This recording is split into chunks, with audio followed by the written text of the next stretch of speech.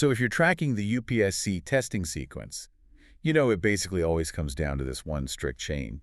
Bengal partition, Swadeshi, the split, reforms, home rule, the pact, Rawlat, and Jallianwala. Right, it's that exact chain. Yeah, and that's our mission for this deep dive. We are jumping straight into this incredibly volatile transitional phase of the Indian national movement for 1905 to 1919. And just to be clear, we're skipping the early moderate phase basis. Exactly. No moderate basics, no detailed post-1919 Gandhian movements today. We are focusing strictly on the events, the responses, the acts, and the outcomes that built the foundation of mass nationalism. And if we connect this to the bigger picture, you really have to see this era as being all about action and reaction. Action and reaction. Yeah, it's a feedback loop. Every single British policy triggers this fierce nationalist response, which then scares the British into forcing a new act, which triggers an even bigger response. Okay, let's unpack this, starting with the spark. 1905. The partition of Bengal. So we have Lord Curzon, the viceroy, and he's looking at Bengal, which at the time was this massive region. We're talking 78 million people. Massive. And he decides to just slice it in half. The official reason he gives is administrative convenience. Which, I mean, managing 78 million people back then was hard, but that was just a smokescreen. Oh, totally. The real motive was purely divide and rule. Bengal was the intellectual nerve center for Indian nationalism. So Curzon wanted to weaken that Bengali identity by separating the Hindu majority in the West from the Muslim majority in the East. Yeah, he wanted to break their spirit. It's like, imagine a stadium, right? If you want to quiet down the loudest section of the crowd, you deliberately split them up and put them in different corners. That's a great way to look at it. But the plan completely backfired. Instead of quieting them down, it triggered the Swadeshi and boycott movement. And this is such an important foundation for you to remember, because Swadeshi was the very first time boycott was used as an actual political weapon. Exactly. This wasn't about polite petitions anymore, and it brought a whole new set of leaders to the front, the extremist cluster. Right, the famous Lal Pal trio. Yep, Lala Lajpat Rai in Punjab, Bal Gangadhar Tilak in Maharashtra, and Bipin Chandra Pal in Bengal. Plus, you have Aurobindo Ghosh. And they didn't just boycott foreign cloth, right? Like, they went all in. Oh, completely. They pushed for indigenous education, local industries, and the participation was unprecedented. You had students dropping out of government colleges, women picketing shops, the middle class really stepping up. It proved that the old moderate methods of writing letters just weren't enough anymore. The mindset officially shifted toward assertive nationalism. Yeah, the rise of extremism. But, you know, that massive surge of energy created a lot of internal friction, which brings us to 1907. Right, the Surat split. Yeah. This is the climax of all that internal tension. Yeah, the Indian National Congress literally fractures. The moderates and extremists clash over how far to take the Swadeshi movement. Because the moderates just wanted to keep it confined to Bengal. Right. Exactly. Just Bengal and just boycotting goods. But the extremists wanted a nationwide movement. They wanted to boycott everything, including government associations. So the Congress divides in Surat. The moderates managed to keep control of the organization, and they basically expel the extremists. Right. But I have to ask, if the extremists had all the popular momentum, why did this split essentially crush the movement by, like, 1908? Well, what's fascinating here is how the British played this. A divided movement is incredibly easy to suppress. Divide and conquer again. Exactly. The British used a classic carrot and stick strategy. The stick was severe government repression against the extremists. They threw Tilak in prison, banned their meetings, just totally crushed them. And the moderates. They got the carrot, the British placated them, basically saying, hey, stick with us, keep it peaceful, and we'll give you some reforms. But the public was completely disillusioned with the moderate methods by this point, right? Which leads directly to the militant pivot. Yeah, the revolutionary activities. You can't just bottle up that kind of political awakening. With the extremist leaders in jail and the moderates doing nothing, young people turn to parallel militant nationalism. Like the secret society. Yes. Keep these key organizations in mind. You have the Anushilan Samiti in Bengal and Abhinav Farad, which was founded by the Savarkar brothers in Maharashtra. So things are getting violent, the British are getting nervous, and they decide it's time to actually hand over that carrot they promised the moderates. Right. The Morley Minto reforms of 1909. Now wait. UPSC trap. Yeah. Everyone listening, remember this.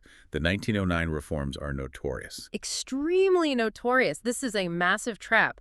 The Morley Minto reforms mark the first introduction of communal representation. Separate electorates for Muslims. Exactly. This was not a genuine step toward self-government, not at all. It was a deliberate, calculated tactic to divide the nationalist ranks permanently. They appeased a small elite group to make sure Hindus and Muslims wouldn't unite like they did during the Swadeshi movement. Right. It was bureaucratic poison.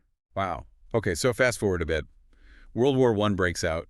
India supports the British, hoping for political reforms in return, and we get the big comeback in 1916. The Home Rule Leagues. There were two of them, right? Yes, and this is another major UPSC trap. You have to know the difference between the two leagues. Okay, lay it out. So Tilak's league was strictly regional. He focused on Maharashtra, Karnataka, areas like that.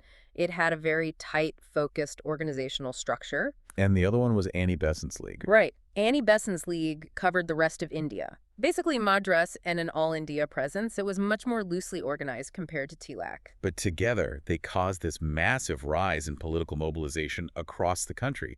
The public was awake again. And that pressure forced the politicians to act, which leads us to the Lucknow Pact of 1916. Yes. Congress and the Muslim League finally come together. The key personalities here are Tilak and Jinnah. Right. But wait, I have a question about this. If the Congress hated the separate electorates from 1909 so much, why did they agree to keep them in the 1916 Lucknow Pact? This raises an important question, and it's a huge trap for the exam. The Lucknow Pact wasn't just some vague agreement to cooperate. Okay. It was a joint constitutional demand for self-government. Congress realized they needed the Muslim League's partnership to force the British's hand. So, pragmatically and very controversially, they accepted the separate electorates to secure that united front. Ah, so it was a strategic compromise to demand self-rule together. Exactly. And it kind of worked, didn't it? Because in 1917, we get the Montague Declaration. The British actually promised, quote, gradual development of self-governing institutions. Yeah, but do not confuse the 1909 Morley-Minto reforms with the later Montague-Chelmsford reforms. Very different things. Right, noted. But here's where it gets really interesting. And by interesting, I mean incredibly dark. The British promised self-rule in 1917, but the very moment the war ends in 1919, they passed the Rulat Act. The ultimate betrayal. Yeah, it was this intensely repressive law that basically extended all the wartime suppression of civil liberties into peacetime. No trial, no lawyers, just state control. And the nationalist response was instantaneous, a massive nationwide protest movement against the Rulat Act. Which tragically brings us to Amritsar, April 1919. The Jallianwala Bagh massacre. Yeah.